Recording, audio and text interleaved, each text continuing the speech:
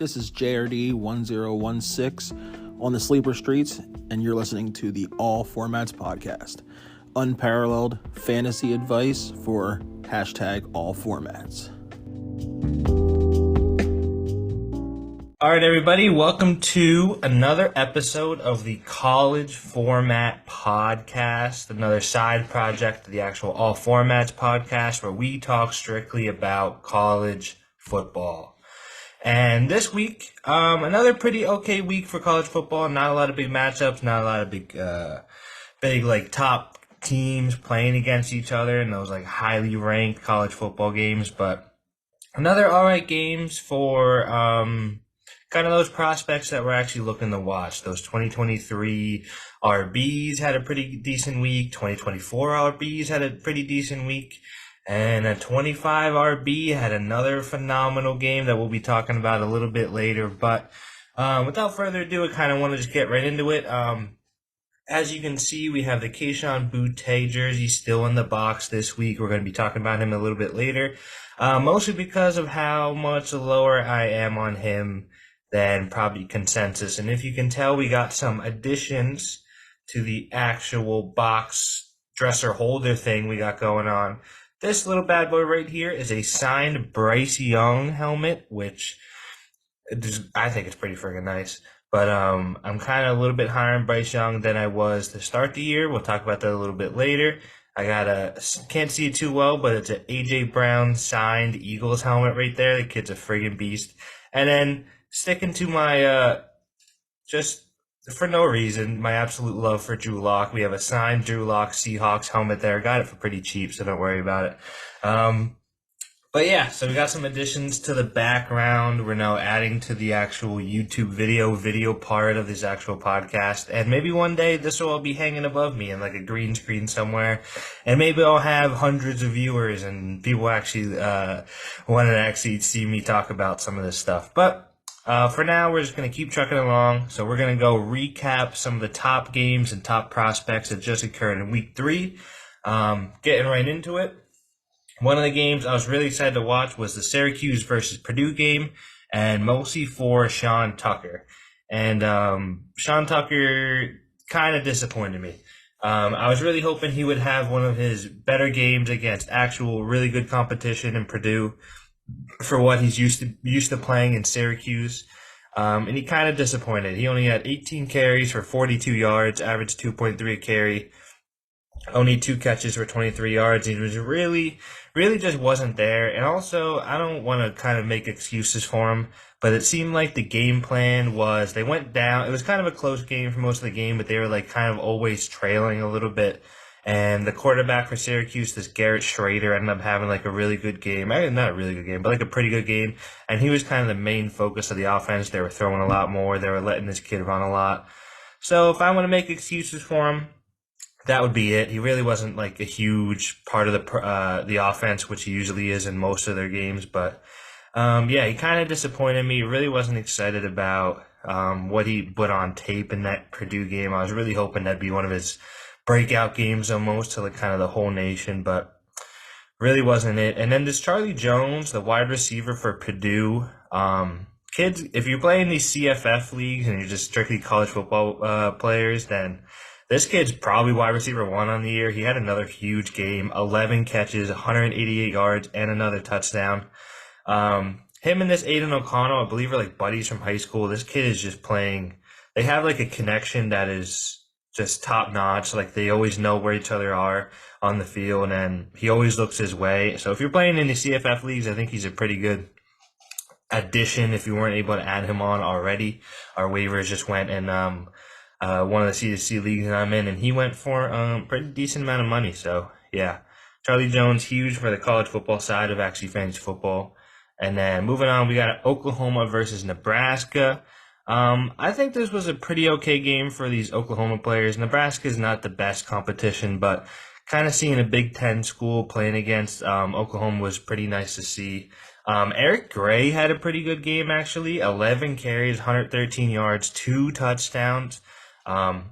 he's one of those kind of sneaky 23 RBs that aren't really at the top of the radar, but could be one of like your mid-round picks. And I think he's pretty solid. He doesn't flash to me on tape, but he had a pretty good game, so that we got to talk about him a little bit more. And then Marvin Mims had a pretty all right game as well. He's another one of those probably higher to mid-round picks in your 2023 class.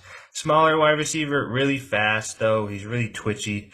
I kind of like him a little bit. He's kind of reminds me of Marquise Brown, and for some reason I'm still a big Marquise Brown guy, so I do like me some Marvin Mims. Michigan versus Connecticut. This was kind of J.J. McCarthy's coming out story, and he had a pretty good game. Before I say anything about how good Michigan plays, they played Connecticut, UConn. They're mostly known for their basketball, not really known for their football. They're pretty horrendous football program, and they beat up on them. I think they won 59-0. So take all these stats I'm about to tell you with a grain of salt. But J.J. McCarthy played pretty good. He went 15 for 18 passing, 214 yards, no touchdowns though. But I would say he looked really good. I like how athletic he looks. He only ran the ball like 3 times, 7 yards. But he looks like he's going to be pretty good. 5-star recruit, finally getting his chance to play. I think he'll keep the job from Cade McNamara, and he'll play the rest of the year. I'm just hoping he kind of shows a little bit more in some bigger matchups. But I think he looked pretty good for the first time seeing him actually get a start and play. Blake Corum had a ridiculous stat line. He only had 12 carries, 71 yards, which is pretty good, but he had 5 touchdowns. 12 carries for 5 touchdowns. It's like 0.4 touchdowns per carry. Like, that's just absolutely insane. It seemed like every time they got inside like the 15 or the 20, they would just hand it to him and he would just score. It was kind of like a running joke. It was pretty funny. But yeah, so Blake Corum had a pretty good game, but then again, it's Connecticut. And all of his touchdown runs, if you look them up, are just like 12-yarders where he makes like one cut, makes one man miss, and he just scores. So not really one of those ones you want to watch on tape, but it's kind of fun to have a stat line where you have 12 carries and 5 of them are for touchdowns. I think that's pretty awesome. But moving on here, next game we're going to talk about is Notre Dame versus Cal. And it's Notre Dame has a huge comeback against the California Golden Bears, and it's kind of ridiculous saying that, how we kind of expect Notre Dame to be one of those top teams in the country. They're always going to stomp teams like Cal. Like, if you were to tell me what would be the Cal Notre Dame score last year, I would have told you Notre Dame would be winning by like 25-30. But they barely sneak one out against not a good California team. Drew Pine, statistically, 150 yards, 2 touchdowns, sure, but he's not it. This Notre Dame team stinks. Michael Mayer caught a touchdown, but he only had 1 other catch in the game. I don't know if this struggling for Notre Dame's really going to kill his draft stock, but it's really looking like it will, because he would think he would be the centerpiece of this offense because he's pretty much their only really good player, and he just isn't. He's not really getting the targets, not really getting the receptions you'd want to see out of a player who's supposed to be one of those generational tight ends. But he's just not athletic. He's smaller than you'd think he'd be. He's really disappointed me so far this year. So yeah, Notre Dame, it's going to be a long season for him. It's going to be a real long season. And I don't really want to talk about him anymore. So we're going to move on. Ole Miss played Georgia Tech. And I believe they just have a well-oiled machine here in the backfield. Me and Joe were kind of talking on the podcast earlier how we're kind of worried about this Judkins taking carries away from Zach Evans. But I think this game showed that they're able to kind of coexist and both be pretty good. Kind of like, in the NFL, like our Zeke and Tony Pollards and our Aaron Jones and A.J. Dillon's, where they're kind of both centerpieces in the offense and they can kind of coexist.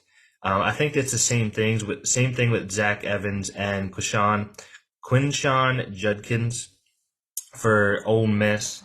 Zach Evans had a really good game, 18 carries, 134 yards, 2 touchdowns. But then Judkins also had a really good game. He had 19 carries, 98 yards, and also 2 touchdowns. And this other running back for Mississippi State, Ulysses Bentley, I believe like the fourth, had 8 carries, another 27 yards, and another 2 touchdowns. So they ended up in total rushing 6 touchdowns in this game.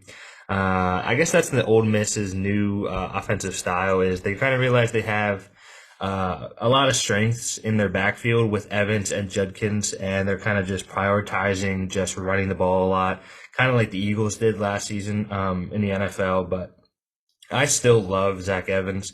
Right now, he's my running back 3, and he's pretty safe as my running back 3.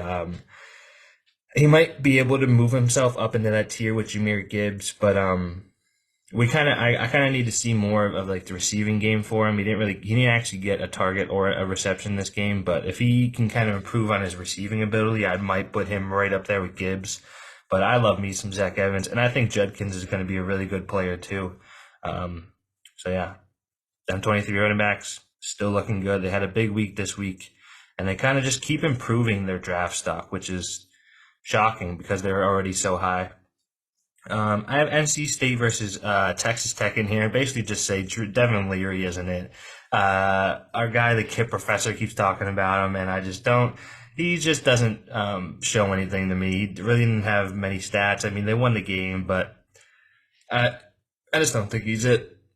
SMU played Maryland, and then the preview with the other guys, I kind of mentioned Rasheed Rice as kind of being a sneaky 23 wide receiver for me, and he had another really good game.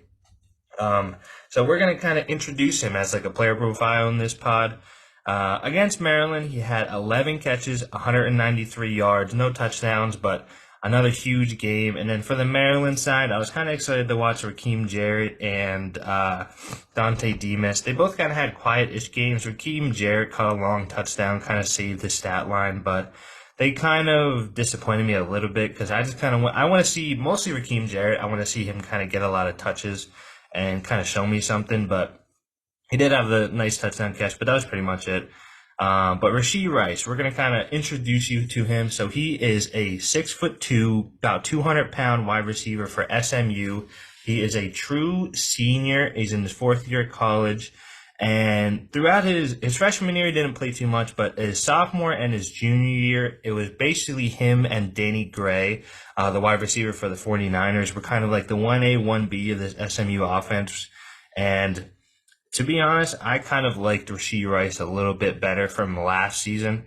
I think he looks a little bit better. He's a little bit taller, a little bit stockier, and he just looks like a solid all-around wide receiver.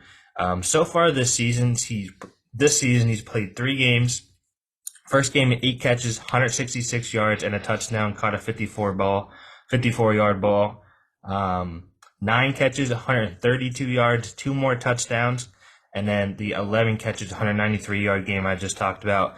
He's kind of just taken over that offense, and that's what I'm looking for in these wide receiver prospects that are playing for like a team like SMU. Not really high-powered offense, not really one of those top teams in the country with a lot of big prospects. But if you want to kind of put your name up on the big board, you got to kind of just show off. Dominate the game, get a lot of catches, get a lot of yards, show yourself a little bit, put those big stat lines up, and then you can kind of show yourself in the combine. And like he'll play in the Senior Bowl. He'll probably show off in the Senior Bowl. And then you can kind of put your name on the NFL big board draft boards and kind of rise up the draft. So I really like Rasheed Rice. I think he's going to, if anything, just keep improving. So yeah, cheeky little Rasheed Rice for the 23 draft. We can obviously talk about him a little bit more once we get closer to the draft season, but I'm putting my stamp on him early. I'm a Rasheed Rice guy for the 2023 class, a wide receiver. Moving on here, Florida played USF, and the Anthony Richardson train completely derailed. He had probably the biggest week 1 he could have had in prime time to the world. Everyone was talking about him on Twitter. He had a really good game. That big play in the 2-point conversion where he did a spin move midair, threw it to the guy in the end zone. And he hasn't done anything since. He had 10 completions on 18 passes, only 112 yards, 0 touchdowns, and 2 interceptions. And then hoping he might be able to make up for it in the rushing side, he only had 7 carries for 24 yards.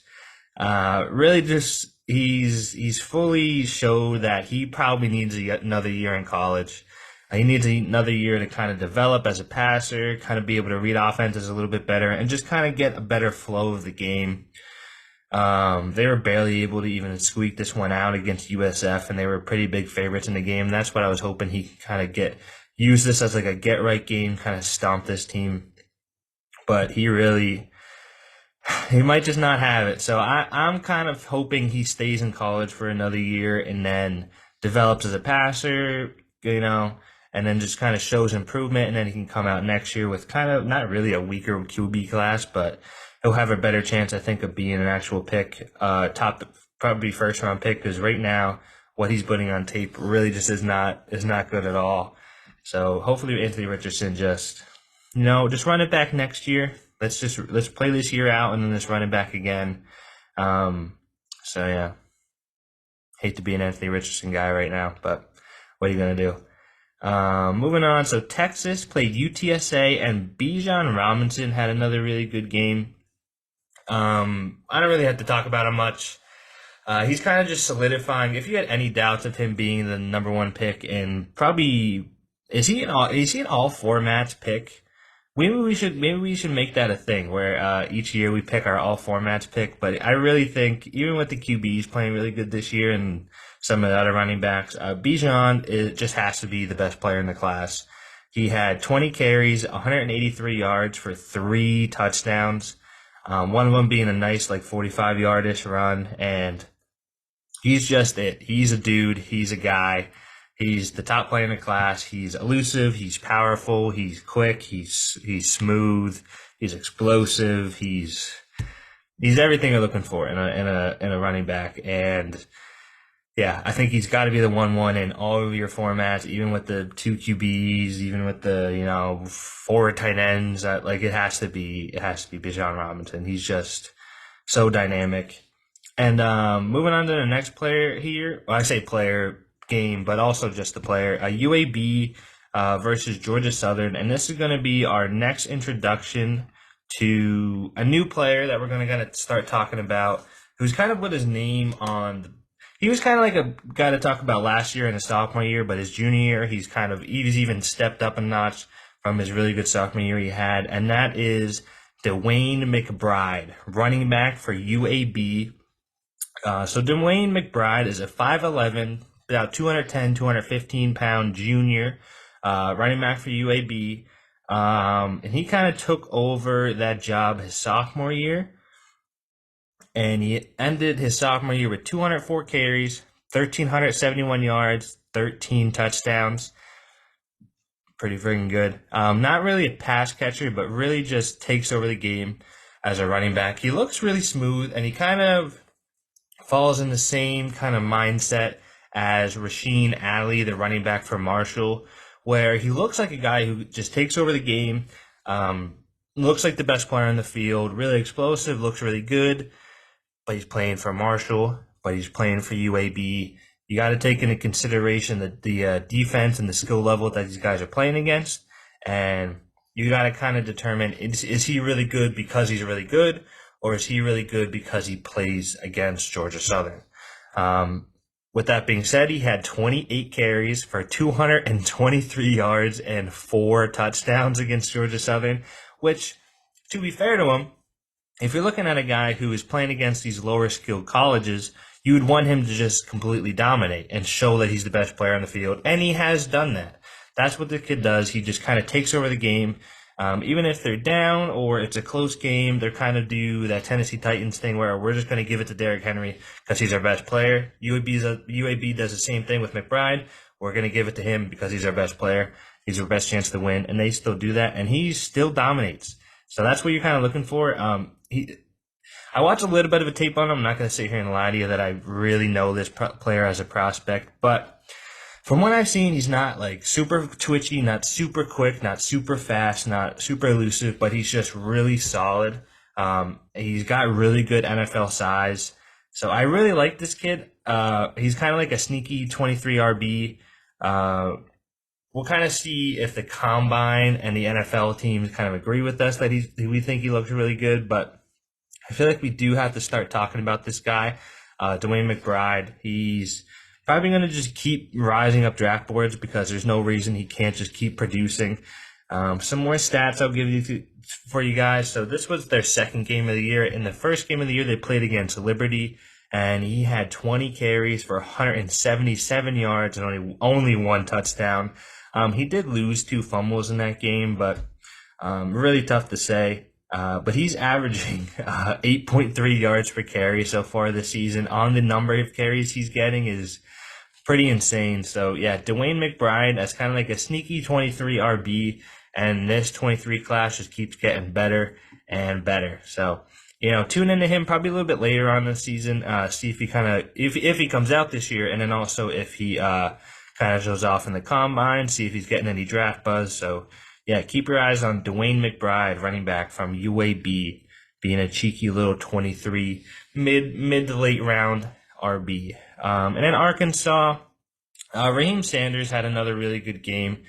The guy just keeps showing off. His nickname's Rocket Sanders for a reason. The guy's really explosive, and he's kind of just a big play waiting to happen. I like him as like an all-around running back. I know the typical 3-down RB is kind of dying off in the NFL, but he just seems like he'd be a guy that if you give him the ball 25 times a game, he's going to be really good. He ended this game with 22 carries, 167 yards, and a touchdown. Caught 2 passes for another 75 yards and a touchdown, one of those being a long touchdown run that, he's the best player on the field most of the time. He's one of those 24 RBs that are just making this 24 class look even better and better. Like we said before, that 24 class has Trayvion Henderson for Ohio State, this Rocket Sanders for Arkansas. To me, he's probably the number 2. It's him and Braylon Allen from Wisconsin right now, kind of fighting for that number 2 spot behind Henderson, but they both look really good.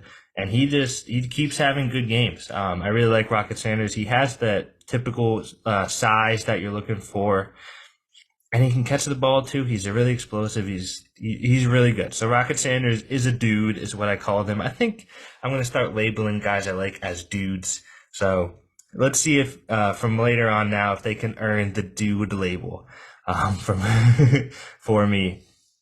But I'm moving into the big games that I mentioned for in the preview episode. The first one I want to talk about is the Penn State versus Auburn game. And man, this Penn State team just keeps showing off for me. They're making me, earlier in the year, I kind of talked about how I don't know if we are the top, I don't know if we are the top team in the country, or if we can even kind of compete for being like a pretty highly ranked team. And they really shut me up these first couple weeks. Right now, we came into the season unranked, and then 3 straight wins, and now we are ranked 14th in the country. Pretty insane, but honestly, I think it's pretty justified. Our team, we look really good. Sean Clifford's playing okay. I think Drew Allar's the next thing, but obviously we can't play him for this year. He's still got to kind of develop. But Nick Singleton, the kid's a stud. He's incredible. He had another incredible game. He only had 10 carries. In those 10 carries, he had 124 yards and 2 touchdowns. Another long, 50-yard touchdown, which that's kind of his game. If you don't tackle him for a yard or even at the line of scrimmage, if you don't make contact with him, he's gone. He's getting 15 yards, and he'd probably take it to the house. No safety can really run with him. He's the fastest player in the field. He's just so elusive. He almost looks like, if you're watching him, it's like, oh, why didn't they should have put a hand on him. They got to tackle that guy. And it kind of makes him look less elusive than he is. But I think he's just so elusive that these guys can't even get close to him. He makes these small little cuts, and then he explodes around the corner. He has that secondary burst of speed that kind of puts him past everybody else. And the kid's incredible. For me, it's Bijan Robinson as the top running back and probably player in the country. Trayvion Henderson and Nick Singleton are 2A, 2B for me as the top running backs in the entire college football. And he's only played 3 games in college. And that's just, I think it's insane, but it's really justified. I think this kid's really going to be the next Barkley. He's going to be the next Bijan in 2 years. He's incredible. He's so good. And not to undermine, but we have another running back, Katron Allen. 9 carries, 52 yards, and 2 more touchdowns. He looks really good. He's a little smaller than I kind of expected him to be, but he's another freshman running back that is just just showing off. I think they're going to be a nice combo. I believe Katron Allen will probably be the Miles Sanders to Nick Singleton, Saquon Barkley. Nick Singleton will probably come out his junior year, be a early to mid first round pick, and be really good in the NFL. And then Katron Allen will probably sit again for his senior year. He'll show off for that senior year and then go into the NFL. But I like Katron Allen a lot too for this Penn State team. He's going to be a really good number 2 option for this Penn State running back room. And, it's just incredible. Devin Ford actually got some work. I know Joe really likes Devin Ford as a possible running back in the NFL. And he had 7 carries, 37 yards. Caught a pass for 6. He's getting on the field a little bit more, but he's not really showing off. These other 2 kids they're blowing him out of the water. This is why you kind of expect him not to be playing so much. And Parker Washington had a decent game. Mitchell Tinsley also had a decent game. But I really want to talk about Brenton Strange, tight end for Penn State. Theo Johnson has been out for this first couple games of the season, and Strange has kind of had some sneaky, really good games. He's not super athletic. He's actually slow. I would consider him a slow tight end, but he's got really safe hands is what I would say. He just seems like he catches the ball when it's there for him. Kind of like a Jason Witten type, maybe at tight end. Probably mostly a blocker, but red zone, big body threat, safe hands. Not a super route tree. He's not like the new tight end like Theo Johnson. As a prospect would be like the newer tight end. He's really athletic, quick, explosive, but Brenton Strange is kind of like the solid blocker, probably always going to be on the field, play action, touchdown at the 1 yard line type tight end. So I think he's like sneaky NFL. Not really huge for Dynasty, but he's had some really good games. He had 6 catches, 80 yards in this game against Auburn. So I think he's like a guy we should be talking about just because of how he's playing so far, and also I'm a Penn State fan, so I like talking about these Penn State players. So Brenton Strange, sneaky little tight end for NFL. I don't think he's going to be anything incredible, but I think he'll get drafted, and I think he'll play a lot. But then for the Auburn side, Joe's going to hate this one, but I'm going to go on a limb and say Tank Bigsby is now known as Cartavis Bixby until further notice. So for you guys who are not familiar, Tank Bigsby is what we've been calling him basically for the whole this podcast, and it's kind of like his universal nickname, like everybody kind of calls Tank Bigsby Tank, but his actual birth name is Cartavius. So I'm going to be calling him Cartavis Bixby until further notice, until he actually shows me something to where he should be in that conversation with the Zach Evans and the Sean Tuckers and the Jahmyr Gibbs for this 23 running back class. I'm not saying he looked bad. I thought he looked all right, but this Auburn team is just not getting him the touches. He only had 9 carries. He had 39 yards. Okay, decent. He had 2 catches, 39 yards. Fine. Nope, sure. But maybe this Auburn team just stinks. He was kind of debating on transferring before the season even started, and it looks like he really should have. He really should have, because this team doesn't look good. Their offensive line absolutely stinks. He had a really good game earlier in the year against Mercer, I think. Let me look it up. He had 16 carries, 147 yards, 2 touchdowns against Mercer. Had another pretty good week last week, 13 carries, 51 yards, and a touchdown. Also had 4 receptions in that game, and we're all like, ooh, he's a 3-down running back. He's catching those passes, getting the targets. But then this week, maybe Penn State just stomped him and blew him out of the water and made him look bad, but you would think he would get more work being the obvious best player on this Auburn team, and he really just hasn't. Tank Bigsby is now known as Cartavis Bixby until further notice. Moving on here. So Georgia played South Carolina, and this Georgia team is the best team in the country. I don't really think we got to talk about them too much. They're probably the number 1 and number 2 ranked team in the country. If you had to bring their starting lineup and then their backup starting lineup, I think they would still be a ranked football team with their backups. That's just how all well-rounded this team is. Also, I wanted to talk about, I don't know if you guys watched the game or not, but you should look it up. Stetson Bennett had this 8-yard touchdown run where he put the Jalen Hurts dead leg on this linebacker. And it really just made me laugh because, he's Stetson Bennett. He's really not the top prospect or super incredible athlete, but he put this incredible Jalen Hurts dead leg where he just stops on a dime and then cuts up the middle. He ran in this touchdown run, but it really just made me laugh. And they stomped South Carolina. It's really hard to look at a prospect in these games because Georgia's obviously the best team, and they have so many good players that get the ball that it's kind of hard to determine who their studs are. And the only takeaway I have from this game is that Kendall Midland still just doesn't look like he's really explosive. He got the most carries on the team for 10, and he only had 32 yards. Did have a touchdown, which kind of just looks like his game. I think that's just what he is. I think that's what he's going to be at the next level. He's going to be the short yardage guy, big touchdown upside, but he won't really catch many passes. He might not get 15, 20 carries a game, but he'll be a really good piece for an offense, probably in a committee where he kind of sees a short yardage work. So I think that's what Kendall Milton is. Brock Bowers had a huge game. His kid's he's best tight end in the country, I would say right now. And in that 24 class, he'll be up there with the rest of those prospects. 5 catches, 121 yards, 2 more touchdowns. He's the new generation of tight end. He's a solid blocker, but he's in really good pass game, really elusive, really strong, and he's just really good all around. So I'm really huge on Brock Bowers as the tight end for 2024. But yeah, this Georgia team is really good. They're the best team in the country. They're a team to beat. Not really much else to say. Watch that Stetson Bennett dead leg he put up against that linebacker. But another big game I highlighted in the preview episode was the Mississippi State versus LSU. I was really kind of hoping this would be a shootout. I actually made this my bet of the week as the over. I think it was over 52.5. And it did not. It ended up coming up short.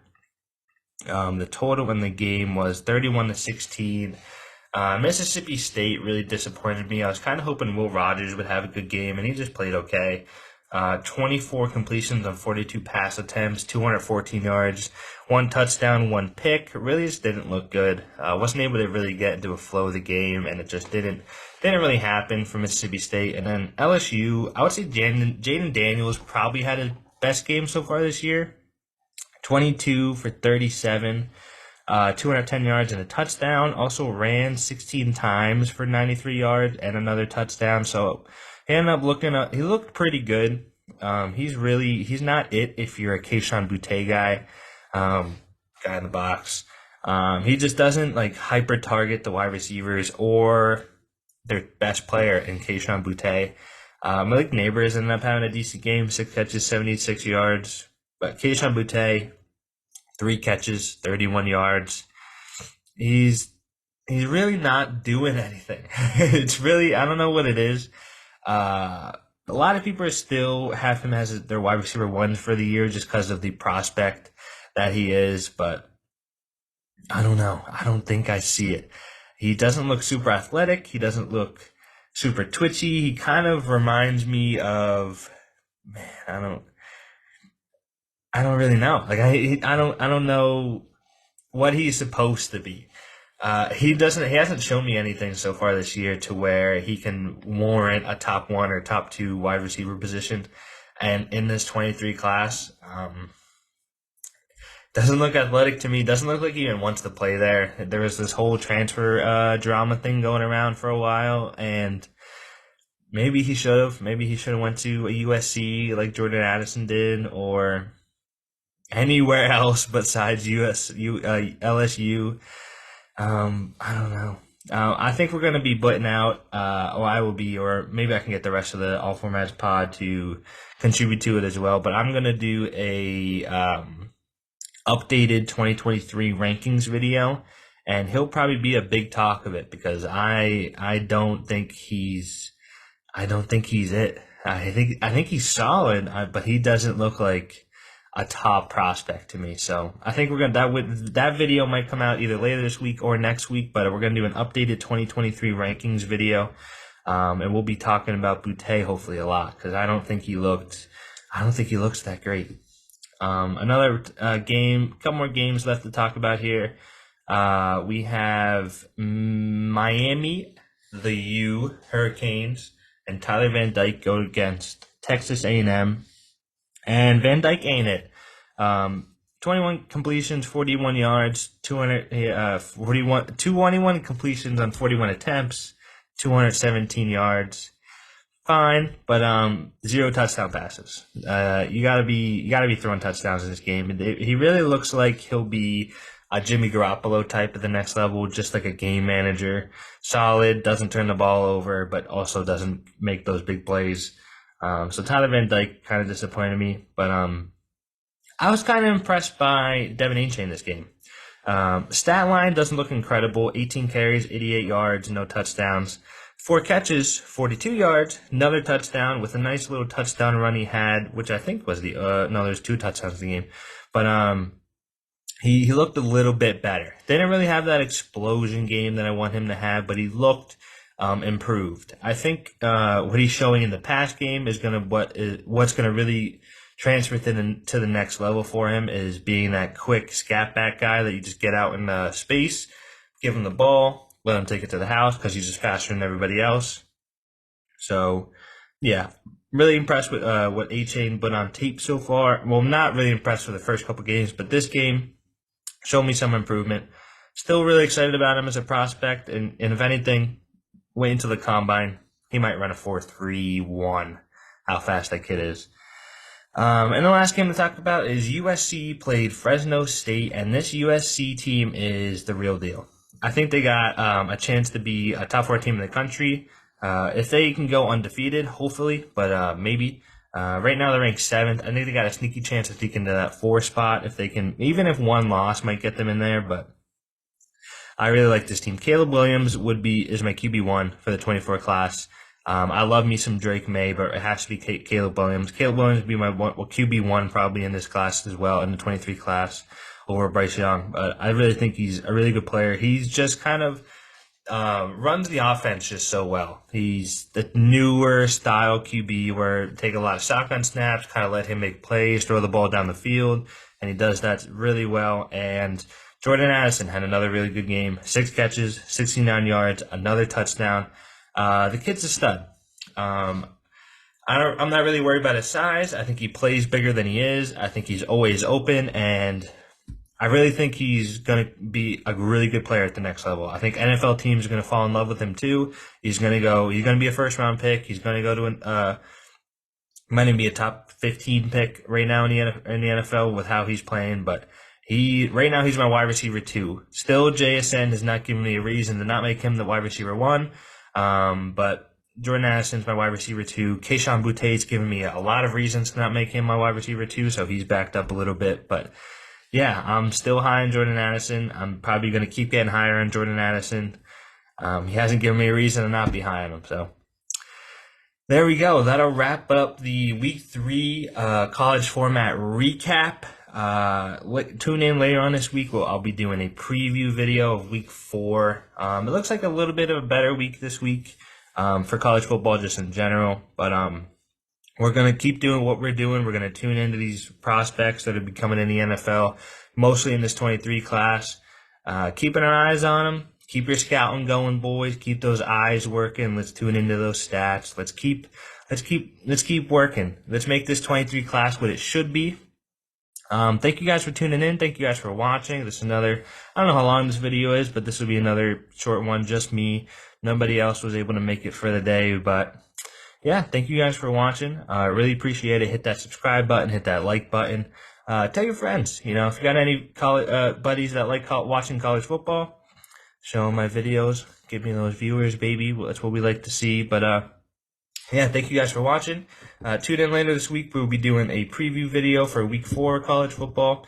And tune in probably next week, but updated 2023 rookie, I guess, rankings for the college football so far in the season. We'll probably do it after this week. But yeah, thank you guys for watching. And that's all I got. Peace.